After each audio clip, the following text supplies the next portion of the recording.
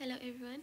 Leo hii naelekeza namna ya kupika mtori ambao unafaa kwa ajili ya mgonjwa, kwa ajili ya mtoto, kwa ajili yako mwenyewe. Yaani hivyo haubagui na ni mtamu sana. Tuanze. Kwanza kabisa inabidi mtori tunajua tunapikia ndizi Bukoba au umeshazitayarisha, yaani maana yake umezimenya. Kwenye mafuta ya moto utaweka kitunguu maji. Utaweka karoti na hoho. Unaweza ukachanganya zile hoho za njano na nyekundu pia, kwa sababu haswa nyekundu, maana kwenye mtori zitapopa out, itakuwa ina rangi nzuri, afu pia zina flavor. Mimi napenda kwanza kukaanga viungo vyangu, kwa sababu hii part ya roasting huwa inaongeza ladha. Kwa unakaanga, sio lazima mpaka vilainike sana sana, amna, just for 1 minute hivi, dakika 1-2 hivi, tuseme dakika 2, afu ndio utaanza kuweka vitu vingine. Kwa baada ya hapo nitaweka ndizi zangu. Ingawa mimi sizikata ndogo ndogo sana kwa sababu nitatumia blender, ila hivyo nitaweka ndizi. Sema ndizi zangu nimechanganya na viazi kadhaa. Naweka na viazi vichache. Ingredients zipo hapo chini kwenye description box. Alafu utafunikia kwa muda kidogo, kisha utafunua ili kuzigeuza. Yes, alafu hii ndio round ya kwanza ile umefunikia kwa dakika kama 10 au 8. Alafu utafunua kuzigeuza. Mimi napenda kuweka nazi kwa sababu pia napenda ladha ya nazi. Nazi kiasi, narudia tena, vipimo vipo hapo chini kwenye description box, mtaangalia. Afu nitafunikia tena ili viazi viendelee kuiva.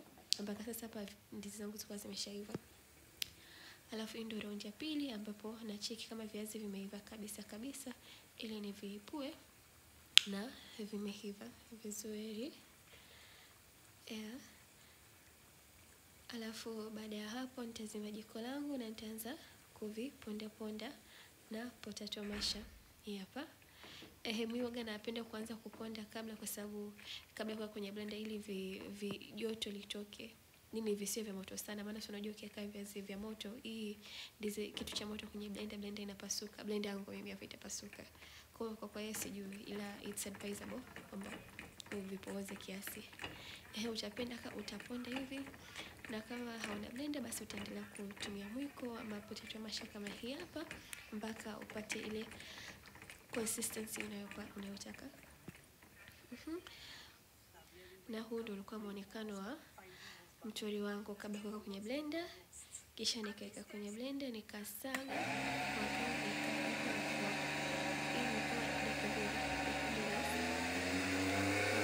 tayari, na ikawa hivi kama mnavyoona, mtori umelainika, mlaini.